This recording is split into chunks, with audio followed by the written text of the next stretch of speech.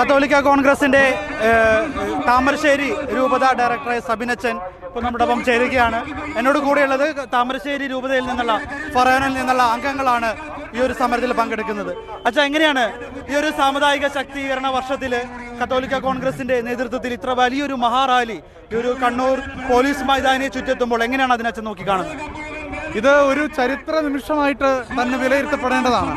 കാരണം കഴിഞ്ഞ കാലങ്ങളിൽ നിന്ന് വ്യത്യസ്തമായി ക്രൈസ്തവ സമുദായം വളരെ ശക്തമായിട്ട് അവരുടെ സാമുദായികമായിട്ടുള്ള ആവശ്യങ്ങളെക്കുറിച്ചുള്ള തിരിച്ചറിവിലേക്ക് കടന്നു വന്നിരിക്കുന്നു.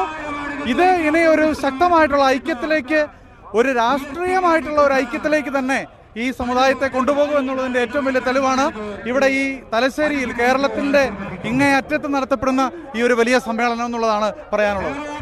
ജസ്റ്റിസ് JB കോശി കമ്മീഷന്റെ റിപ്പോർട്ട് 4 വർഷങ്ങൾക്ക് മുൻപ് അതിനെക്കുറിച്ചുള്ള പഠനങ്ങളെല്ലാം നടത്തിയിട്ടുണ്ടായിരുന്നുവെങ്കിലും കഴിഞ്ഞ കാലങ്ങളിലെ ക്രൈസ്തവ സമൂഹത്തിന്റെ ശക്തമായിട്ടുള്ള സമ്മർദ്ദങ്ങൾ ഒന്നുകൊണ്ട് മാത്രമാണ് ഈ ഇലക്ഷൻ എടുക്കുന്ന സമയമായപ്പോഴേക്കും ആ റിപ്പോർട്ട് പുറത്തുവിട്ടിട്ടുള്ളത്. ഇപ്പോൾ ആ റിപ്പോർട്ട് പുറത്തുവിട്ടു. കഴിഞ്ഞ സർക്കാരിന്റെ കാലത്ത് ഒരു കമ്മീഷനെ നിയോഗിക്കുന്നു. ഈ സർക്കാർ കഴിയാനാകുമ്പോഴേക്കും ഒരു റിപ്പോർട്ട് പുറത്തുവിടുന്നു. ഇനി ആരാണ് ഇത് നടപ്പിലാക്കേണ്ടത്?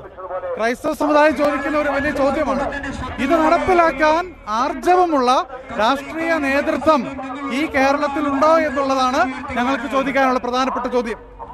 ഇത് കേരളത്തെ സംബന്ധിച്ചിടത്തോളം ക്രൈസ്തവർ ഒരു ന്യൂനപക്ഷമാണ് എന്ന ചിന്ത ഇവിടെയുള്ള രാഷ്ട്രീയക്കാർക്കില്ലെന്നുള്ളതാണ് ശരിയായ കാര്യം. കാരണം ന്യൂനപക്ഷം അല്ലെങ്കിൽ ന്യൂനപക്ഷ അവകാശം എന്ന് പറഞ്ഞാൽ അത് ഇവിടെയുള്ള ന്യൂനപക്ഷത്തിലെ ഭൂരിപക്ഷ സമുദായം മാത്രമാണെന്നുള്ള ഒരു ചിന്ത ഇവിടെയുള്ളവർക്കുണ്ട്. അതിന്റെ തെളിവാണ് ഏകദേശം 2008 മുതൽ കേരളത്തിലെ ന്യൂനപക്ഷ വകുപ്പ് ഈ ന്യൂനപക്ഷ സമുദായത്തിന്റെ ആളുകൾ മാത്രം ഭരിക്കുന്നുവെന്നുള്ളത്. നമ്മുടെ ഒരു പ്രധാനപ്പെട്ട ആവശ്യം ഈ തവണ ഏത് രാഷ്ട്രീയ പാർട്ടി അധികാരത്തിൽ കയറിയാലും ക്രൈസ്തവ സമുദായത്തിൽ നിന്ന് ന്യൂനപക്ഷ വകുപ്പ് കൈകാര്യം ചെയ്യുന്ന ഒരു മന്ത്രി ഉണ്ടാവുക എന്നുള്ളത് ഞങ്ങളുടെ ശക്തമായിട്ടുള്ള ആവശ്യമാണ്. കാരണം കാലാകാലങ്ങളായി ക്രൈസ്തവരുടെ ഈ ന്യൂനപക്ഷ അവകാശങ്ങളെല്ലാം നിഷേധിക്കപ്പെട്ടുകൊണ്ടിരിക്കുന്നു എന്നുള്ളത് കണ്ടുകൊണ്ടിരിക്കുന്ന ഒരു കാര്യമാണ്. അതിലെ ഏറ്റവും വലിയ തെളിവാണ് കേരളത്തിലെ വിദ്യാഭ്യാസ നവോത്ഥാനത്തിന് ശക്തമായിട്ടുള്ള അടിത്തറ പാകിയിട്ടുള്ള ക്രൈസ്തവർ ഇന്നും വിദ്യാഭ്യാസ സ്ഥാപനങ്ങളിലൂടെ, പള്ളിക്കൂടങ്ങളിലൂടെ ഈ സർക്കാരിനെ സപ്പോർട്ട് ചെയ്തുകൊണ്ടിരിക്കുന്ന ഈ സമുദായം അവരുടെ 16,000-ത്തിലധികം വരുന്ന അധ്യാപകർക്ക് ശമ്പളത്തോടു കൂടി ജോലി ചെയ്യാൻ കഴിയാത്ത ഒരു സ്ഥിതിവിശേഷമാണ് ഇന്നിവിടെ ഉള്ളത്. അപ്പൊ കേരളത്തിലെ ക്രൈസ്തവർ രൂപം കൊടുത്തിരിക്കുന്ന ഒരു വിദ്യാഭ്യാസ സംസ്കാരത്തെ മുഴുവൻ ഇല്ലാതാക്കാൻ നടത്തുന്ന കരുനീക്കങ്ങളുടെ ഭാഗമാണ് ഇത് എന്ന് ഞങ്ങളെല്ലാവരും തിരിച്ചറിഞ്ഞുകൊണ്ടിരിക്കുന്ന ഒരു യാഥാർത്ഥ്യമാണ്. അപ്പോൾ ക്രൈസ്തവ സമുദായത്തിന്റെ ന്യായമായിട്ടുള്ള അവകാശങ്ങൾ അത് ന്യൂനപക്ഷ സമൂഹം എന്ന നിലയിൽ അത് നേടിയെടുക്കാനുള്ള ഒരു ആർജവത്തിലേക്ക്, ഒരു ഐക്യബോധത്തിലേക്ക്, അവകാശബോധത്തിലേക്ക് ഈ സമുദായ അംഗങ്ങൾ വന്നിരിക്കുന്നു എന്നതിന്റെ തെളിവാണ്.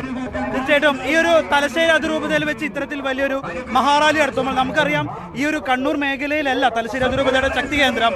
ആ ഒരു മലയോര മേഖലയിൽ ഏകദേശം 3-4 മണിക്കൂറുകളും യാത്ര ചെയ്ത് വേണം ആളുകൾ ഇവിടെ എത്താൻ.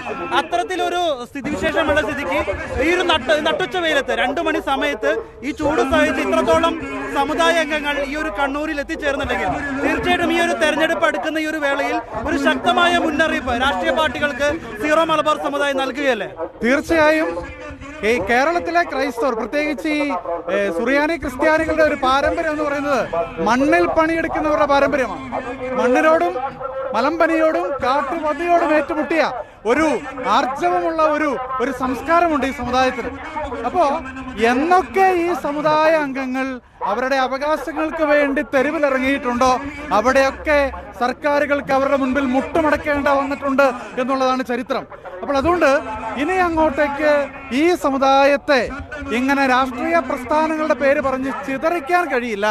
ഇവരൊരു സമുദായത്തിന്റെ, ഈ കത്തോലിക്ക കോൺഗ്രസിന്റെ ഇരുവർണ്ണക്കൊടിയുടെ കീഴിൽ അവരെ സാമുദായികമായിട്ട് അണിനിരക്കുമെന്നതിന്റെ ഉറച്ച പ്രഖ്യാപനമാണ് യഥാർത്ഥത്തിൽ ഇന്നിവിടെ നടക്കുന്ന ഈ റാലി.